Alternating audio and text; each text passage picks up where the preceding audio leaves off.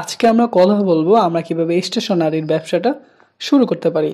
তো আমার কথা যদি আপনারা প্রথম থেকে একদম শেষ পর্যন্ত খুব মনোযোগ সহকারে শুনে থাকেন, আপনারা এই ব্যবসা সম্পর্কে অনেক ধারণা পেয়ে যাবেন। স্টেশনারির ব্যবসার জন্য সবার প্রথমে যেটা আসলে নির্বাচন করতে হবে সেটা হচ্ছে স্থান। আপনি আসলে এই ব্যবসাটা কোথায় দিতে চাচ্ছেন। আসলে এটা এমন এক জায়গাতে দিতে হবে যেখানে হচ্ছে মানুষজনের আসা যাওয়াটা অনেক বেশি, বিশেষ করে হচ্ছে স্কুল, অফিস এসব জায়গায়। কারণ এই আইটেমগুলো ওইসব জায়গাতে কিন্তু সবচাইতে বেশি চলে।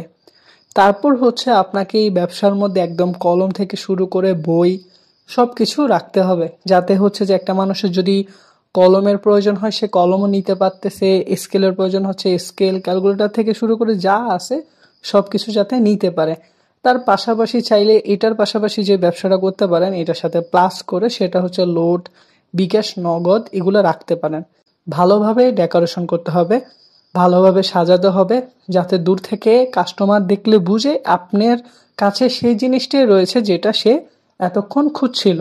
যদি সুন্দর করে ডেকোরেশন করে সাজাতে পারেন তাহলে আশা করি আপনার দোকানটা অনেক ভ্যালু পাবে। তাছাড়া হচ্ছে কিছু লাইসেন্স করতে হয়, যেমন ট্রেড লাইসেন্স করে নিতে হয়, সেটা করে নেবেন। অবশ্যই ভালো একটা পুঁজি রাখতে হবে। এই ব্যবসার মধ্যে যে পুঁজিটা আসলে খরচ করা হয় সেটা হচ্ছে যে নষ্ট হয় না, সেটা এককালীন থেকে যায়। এটা মাথায় রাখবেন, এটা নষ্ট হওয়ার মতো কিছু থাকে না এই ব্যবসার মধ্যে। তারপর হচ্ছে আমি যদি বলি এই ব্যবসা করলে বা এই ব্যবসা শুরু করলে আপনাকে অবশ্যই সামান্য হলেও মার্কেটিং করার প্রয়োজন।